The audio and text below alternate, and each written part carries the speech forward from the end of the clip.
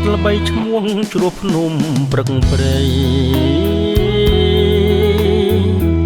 ស្រុកឈោកជោគជ័យដែនដីជនបទ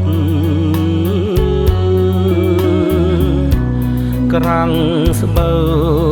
ក្រាំងស្នាយនារីល្បាងល្បត់ដែលចូលអភិវឌ្ឍប្រែមុខមាត់ថ្មីកំពតកំពុងលើកទង់កំពូ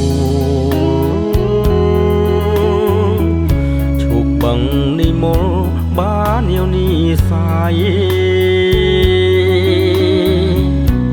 ត្រមែង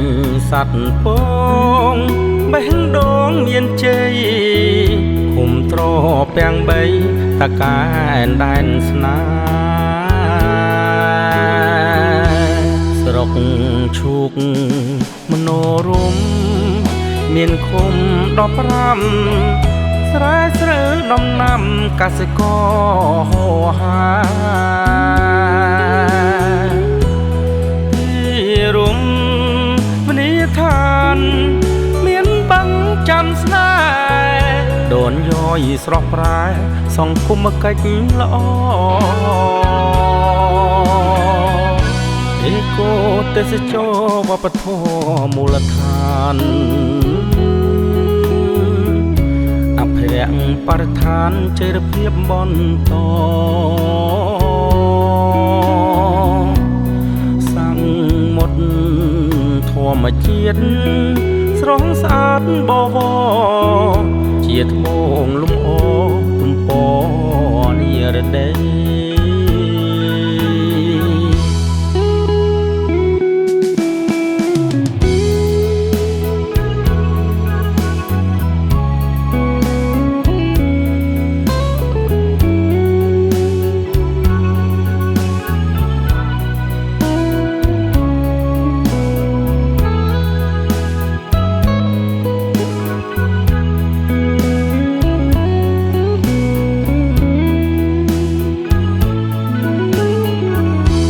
ស្រុកឈូកមនោរមមានឃុំ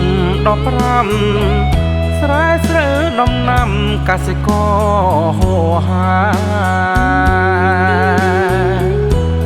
ទីរំ